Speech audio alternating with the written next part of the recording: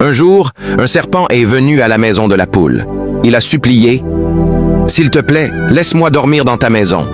Il fait très froid dehors et je n'ai pas d'endroit pour me réchauffer. » La poule était généreuse. Elle n'a pas vu le danger d'avoir un serpent dans sa maison. Alors, elle a accepté. Le serpent est entré et a même joué avec le petit poussin. Ils ont joué jusqu'à la nuit. Le poussin, innocent, riait et se collait contre le corps du serpent pour avoir chaud. Mais le serpent le regardait avec un regard mauvais. Quand il était temps de dormir, tout le monde est allé se coucher. Très tôt le matin, la poule s'est réveillée. Une lumière lui frappait le visage. La porte était ouverte. Elle a cherché son fils. Elle l'a trouvé dans un coin de la maison. Il tremblait et avait une forte fièvre. Le poussin avait été mordu par le serpent. La poule a cherché le serpent. Mais le serpent était déjà parti, sans dire au revoir. Dans la maison, tout le monde était en panique. La poule et le coq ont couru chercher des plantes médicinales. Après beaucoup d'efforts, ils ont réussi à sauver la vie du poussin. La poule a promis de se venger. Mais avec le temps, la douleur a diminué. La poule a fini par oublier sa colère. Un jour, le serpent est revenu. Cette fois, il avait changé de peau. Il était plus grand et semblait gentil. Le serpent a parlé poliment. Il a demandé pardon. Il a dit qu'il avait changé. La poule a cru au serpent. Alors elle lui a permis d'entrer et de dormir encore dans la maison. Le matin suivant, la poule s'est réveillée. La lumière frappait encore son visage. Elle a regardé. La porte était ouverte. Le serpent était encore parti sans dire au revoir. La poule a cherché le poussin. Le poussin était encore malade. Il tremblait de froid et avait une forte fièvre. Encore une fois, le serpent avait fait la même chose. Le coq est parti chercher des plantes médicinales. La poule a tenu la main du poussin et a dit « Mon fils, maman va pardonner, mais je ne vais jamais oublier. Si quelqu'un te fait du mal une fois, ce n'est pas ta faute. Mais si la même personne te fait du mal 2 fois, alors l'erreur devient la tienne. Tu peux pardonner à un serpent, mais ne le laisse jamais revenir à ta table.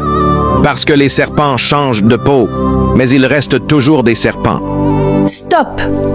Avant de continuer, si tu sais que mes histoires te plaisent, abonne-toi.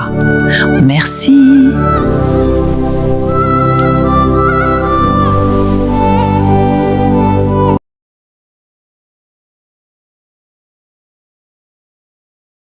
La poule a arraché le seul manioc qu'elle avait derrière sa maison.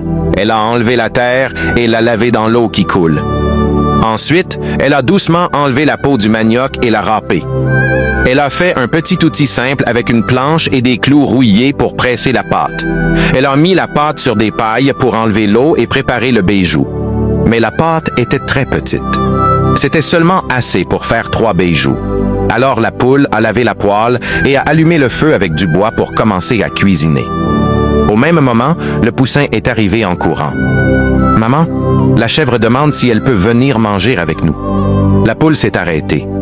Elle a regardé la pâte. Elle a regardé la poêle.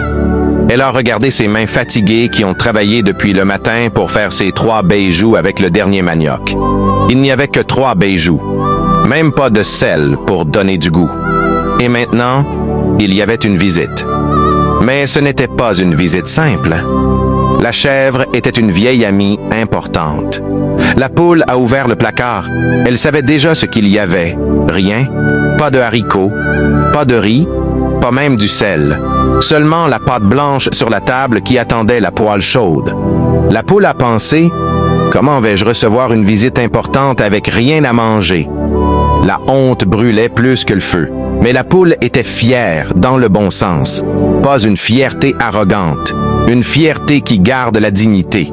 Elle a ajusté son tablier et a dit à son fils, « Va dire à la chèvre qu'elle peut venir manger avec nous, mais demande-lui si elle accepte de manger du bijou. » Le poussin est parti. La poule est restée seule dans la cuisine avec beaucoup d'inquiétude. Elle a commencé à balayer la maison. Elle a nettoyé la table 3 fois. Elle voulait que la maison montre ce qu'elle ne pouvait pas offrir, le respect, le soin et l'amour. Le poussin est revenu avec un grand sourire. « Maman, elle dit qu'elle aime le bijou, c'est son plat préféré. » La poule était un peu soulagée. Avec soin, elle a séparé la pâte en 3 parts égales. 3 beaux bijoux ronds dans la poêle. Un pour elle, un pour son fils, un pour la visite. C'était tout ce qu'elle avait.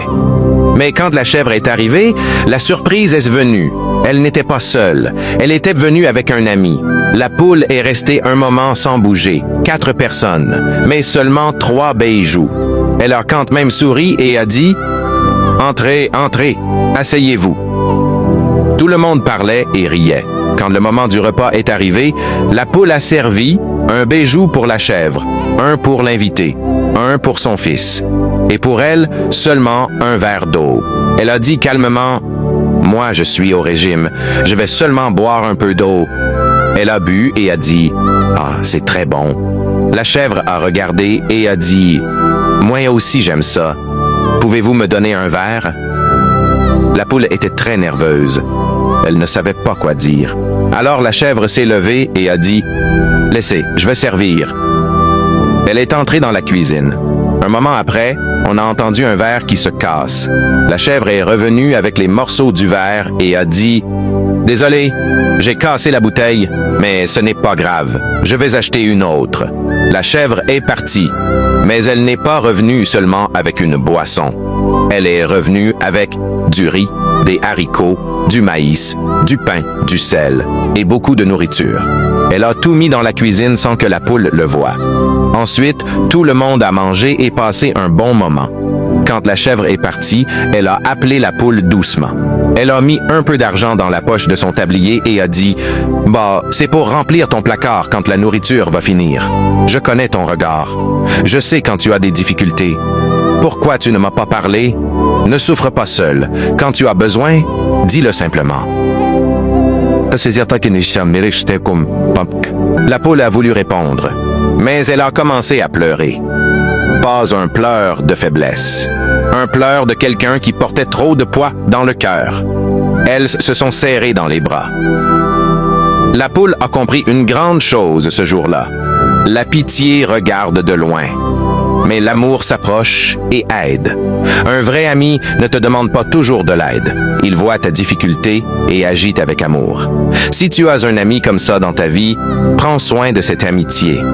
Parce que les vrais amis sont rares, comme le bon manioc pendant la saison sèche. Stop! Avant de continuer, si tu sais que mes histoires te plaisent, abonne-toi. En plus, je viens de créer un nouveau compte, s'il te plaît, abonne-toi. Regarde-le dans la description de la vidéo. Merci.